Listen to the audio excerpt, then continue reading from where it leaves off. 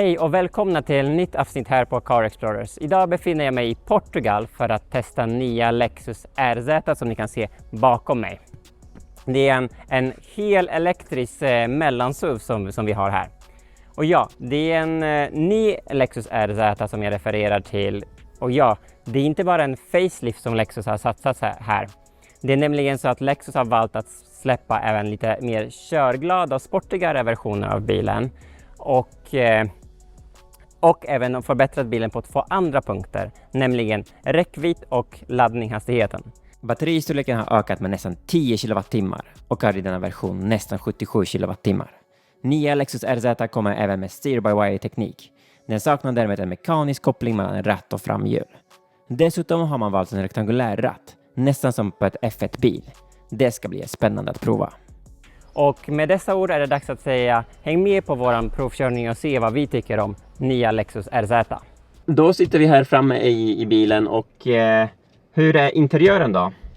Vi har väldigt specifik annorlunda latt, men det kan vi prata lite sen mer om när vi kör bilen. Vi har ett mockaaktigt och läder här uppe. Det känns lyxigt, det känns specifik design, inte kanske min smak i det hela, men jag tycker det ser ändå coolt och väldigt lyxigt och Lexus-aktigt. Infotainment-systemet, den har inte förändrats så mycket här.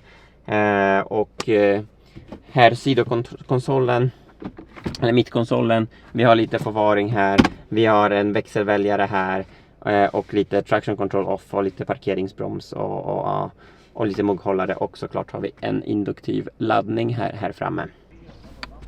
Ja, då var det dags att hoppa här i baksätet och jag måste säga, ja, jag är 1,90 lång här och jag får ju plats här med huvudet.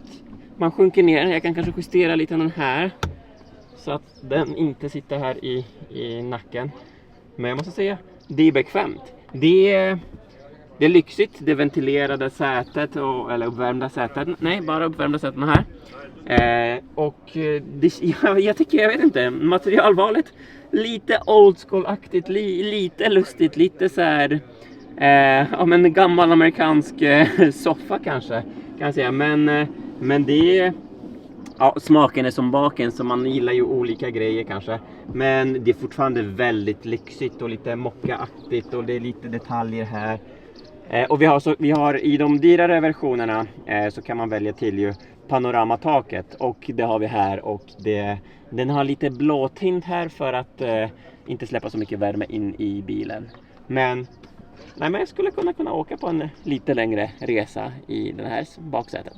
Jag nämnde när jag satt i baksätet att panoramataket har den blåa filter, och den kan man faktiskt styra här med knappen. Så nu när jag sitter här framme så har man 2 läge som man kan välja hur mycket ljus passerar den. Så det kan vara den mörkare som den nu är, mer blåaktiga tonen, eller så kan man dimma bort den lite och släppa mycket mer ljus i kupén.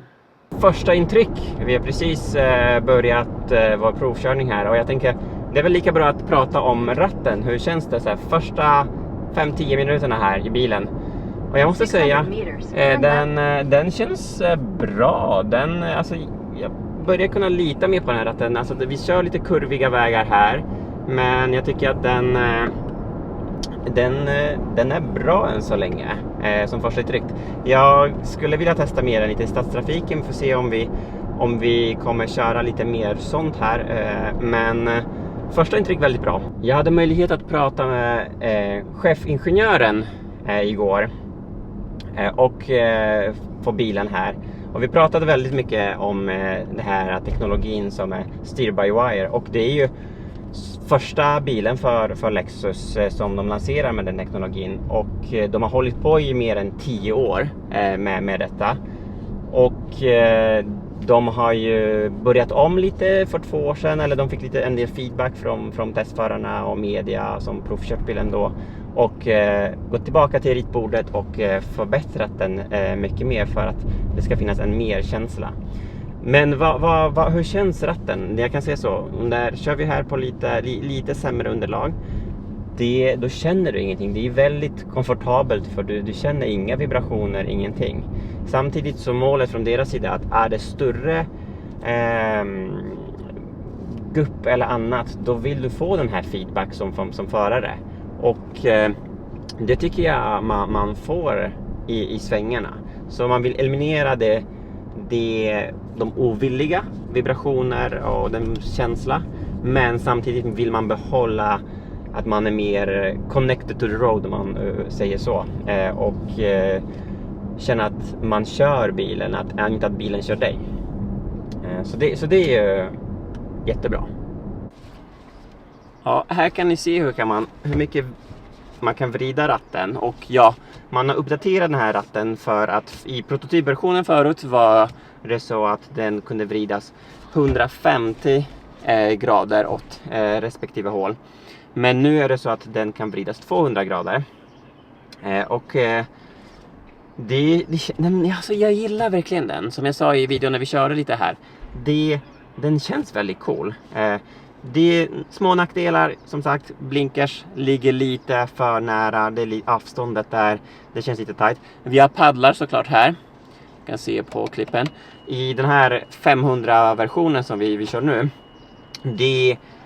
då är det regenerativ bromsning som man kan ställa in med det. Men vi ska testa alldeles strax F-sport-versionen, och den är det då de här fejkade växlingar som finns med. Så det blir härligt att testa och se. Är det en gimmick eller är det något som verkligen är bra och roligt? Låt oss prata lite andra punkter kring batteriladdning här. Man har ju förbättrat batteriladdning. Man har gjort 2 grejer. En av stora grejen är att man har introducerat 22 kilowatts laddare, onboard-laddare, så att man kan ladda den med dubbla hastigheten. Och det andra viktiga detaljen som är speciellt viktigt i Sverige och andra nordiska länder, man har introducerat batteriförvärmning. Så nu ska man kunna ladda från 10 till 80% vid minus 10 grader på cirka 30 minuter. Tidigare tog det över runt 50-55 minuter, så man nästan kapat halva tiden där. Vilket är ju bra, och det var väldigt konstigt att bilen tidigare såldes i Sverige utan någon batteriuppvärmning. Låt oss gå igenom effekt och räckvidd för respektive version. RZ350E som är framhjulsdriven kommer ha 224 hästar och räckvidd på 568 km. RZ500E som är fyrhjulsdriven kommer ha 380 hästar och räckvidd på 500 km. Och RZ550E F-sport som har fyrhjulsdriven kommer ha 408 hästar och räckvidd på 450 km. Med undantagen att den levereras med 20 tumshjul istället för 18 tumshjul som gäller för de första 2 versionerna. Så just nu sitter vi i versionen som är E5 eller 500E här med 381 hästar och värstingversionen har 408 hästar. Men jag måste säga, alltså det är fortfarande en väldigt stark bil, och om man inte känner att man måste gå för värstingversion, så det här är mer än enough så att säga. Det för en vanlig vardagskörning så räcker det väldigt gott och väl. Jag vill fortfarande nämna en liten kort grej här om det här ratten som jag har nämnt tidigare. Vi har kört här på motorvägar i cirka 120-130 km hastighet. Och vägunderlaget på motorvägen var inte den bästa. Man kände lite att vid pedalerna bilen vibrerade lite och så på grund av så dålig vägunderlag. Men ratten, den var helt mjuk och du kände inga vibrationer. Så jag måste säga att jag gillar starkt det här för komfortdelen av steer-by-wire konceptet, så är den väldigt bra. För det är väldigt komfortabelt helt enkelt. En annan lustig del lite så här som man är ovan från andra biltillverkare med den här rektangulära ratten. Man har ju introducerat här ett vred för att justera ljusen fram på bilen, och samma sak med att justera hastigheten på vindrutetorkarna. Det är en cirkulär vred som man vrider åt sidan. Så det är en ganska så annorlunda approach mot det vanliga. Ja, då har vi hoppat in här i 550-versionen, F-sport-versionen, och det man märker direkt är ju sätena. De kramar om mycket mer här, och det är mycket ja, men man sitter bättre, mycket sportigare. Det känns som att man hoppar lite i en annorlunda bil. Om vi pratar lite försäljningssiffror så tror Lexus att de kommer sälja 5% av försäljning som kommer gå till den här versionen som vi sitter just nu, det vill säga F-sportversionen. Sen tror man att den här 500-versionen, alltså 500e, kommer stå för 45% av försäljning ungefär. Och då är det med fyrhjulsdrift. Och så kommer man ha ungefär 50% på den versionen som är framhjulsdriven, den som är 350e.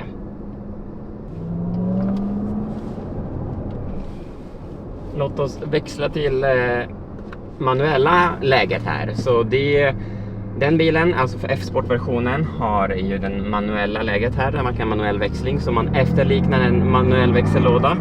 Så kan man växla med paddlarna här vid ratten. Sitter lite långt upp här. Långfingret skulle man trycka för att växla. 3, 4 och sen ner och bromsar vi ner oss. Och så spelas det upp det här ljudet. Jag hoppas micken tar upp ljudet lite.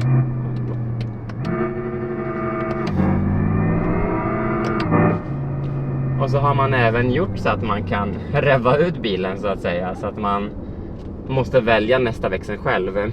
Växellådan här, den ska efterlikna en 6-växlad växellåda. Så att vi kan palla upp oss till 6an. Och ljudet, alltså man försöker inte efterlikna någon motorsljud. Det är en väldigt mekanisk, ganska djupt ljud. Och om man går tillbaka till de här försäljningssiffrorna, så att, jag tror inte många har inte behov av just den värstingversionen. Den tidigare versionen, alltså mellanversionen, som räcker gott och väl. Och skillnaden, den här gör 0-100 på 4,4 sekunder. Och den andra versionen, så 500e, gör på 4,6 sekunder. Så det är 0,2 sekunder och det är cirka 30 hästar i skillnad. Det är lite annorlunda look på utsidan av bilen. Man släpper in lite luft på bromsarna för att kyla in. Man har lite extra spoiler och man lite annan diffusor där bak och så. Så det är ju lite förändringar i looken mellan versionerna. Och sätarna skiljer sig då också. Och så bara i den versionen har man den här gimmick med växellåda. Och är en gimmick. Ja, kanske kan man säga så. Samtidigt är det ju roligt. Alltså det gör ju att man blir ganska peppad. Och även i en elbil kan man känna sig lite, men det händer någonting. Man vet så mycket. Man trycker gasen och vad som händer. Så det ger ju lite feedback tillbaka också till bilen. Nu ska vi köra en rondell här. Hur det här kommer gå. Och vända här. Ja, inga konstigheter. Körupplevelsemässigt, det som man ska ge lite beröm här för Lexus RZ är ju bromsen. Jag tycker den känns väldigt bra. Jag tycker inte den är svampig som den kan vara ibland lite elbilar. Alltså inte svampig, men den kan man lite så här efter. Ja, men den känns inte riktigt rätt ibland. Och det gäller även hybrider, plug-in hybrider. Och det har ju oftast med att göra med att återvinningssystemet för batteri vid bromsning, att det är det som påverkar. Men här, nej, jag tycker den känns rätt. Den känns bra. Ja, låt oss stänga nu paddlarna och då är vi tillbaka till den helt tysta bilen och kan njuta av tystheten av elbil här då.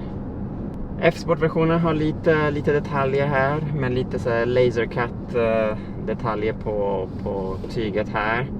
Ja, men lite snyggt och sportig, och man försöker verkligen trycka på de här sportversionerna och ge dem sportig känsla. Och om vi går över till upplevelse, hur bilen upplevs här efter lite sportigare körning och så. Jag måste säga att jag är väldigt imponerad att vara den här bilen kapabel, för att det är en elbil, den väger rätt mycket, den Det är också en Lexus. Men det tycker jag alltså, som är mer har varit fokuserat genom de senaste åren på mer lyxigheten. Lexus förr i tiden tycker jag har haft för några 10 år sedan. De har ju varit både lyx och prestanda. Senaste åren har det varit mer lyx. Men jag gillar även approach kanske med elbilar, att gå tillbaka till det här med men vi vill ha lite prestanda i de här bilarna. Vi vill att de ska kännas roliga och pigga att köra. Vi vill att de ska ge en bra körupplevelse för förarna. Och jag tycker för den typen av bilen, det får man tänka, det är en mellanstor hel elektrisk SUV. Den ger ju det. Alltså i den här klassen av bilen, jag tycker den ger mycket känsla, och jag är väldigt positivt överraskad hur pigg och glad bilen är. Och jag fick uppleva bilen här med min kollega som sitter i bilen, som är på samma provkörning med mig också, och han pushade den ganska hårt. Han mycket mer erfaren sportförare, och ja, den gav mycket glädje för oss båda. Toyota har lagt ner en del tid och pratade igår också om vindbruset, att man försöker minska och förbättra det mycket. Men där måste jag säga fortfarande att det hörs fortfarande lite vindbrus. Nu åker vi på ganska mjuk asfalt, och vid de så här 110-120 km hastigheter hörs lite vindbrus. Och det kanske kan man förbättra lite mer. Om vi summerar ratten som en bara sista så här kommentar då. Skulle jag vilja köpa bil med en sån här ratt? Och förut tänkte jag men det här kommer kännas konstigt och det här kommer kännas inte så här bra och så. Men helt ärligt, nu efter att testa det här ratten, skulle jag kunna tänka mig ha en sån här bil med en sån här ratt. Varför inte?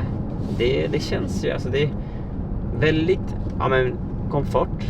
Det är mjukt och fint och så. Jag tycker Lexus i det här fallet har lyckats med att ändå kunna ge feedback och kontrollera bilen bättre. I stadstrafiken, alltså man behöver vrida den väldigt lite för att kunna göra ändå ganska grova svängningar. Så det är bara bra.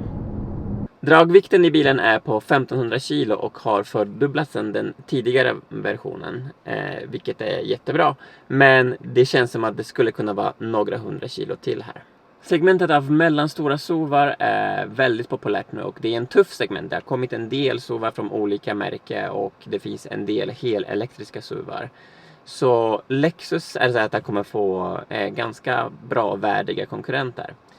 Och den stora frågan är, vad är priset? Och den tyvärr fick vi inte veta än. Det kommer senare i år eller på början av nästa år. Och det är väl kanske den som kommer avgöra hur bra lyckas den här bilen på marknaden. Man måste ändå ge beröm till Toyota och Lexus för att de är väldigt ödmjuka för feedbacken från kunder, vilket vi har sett flera exempel på. När Lexus RZ lanserades först var det ingen stor succé. Istället för att komma med bortförklaringar gick man tillbaka till ritbordet och förbättrade bilen på de viktigaste punkterna.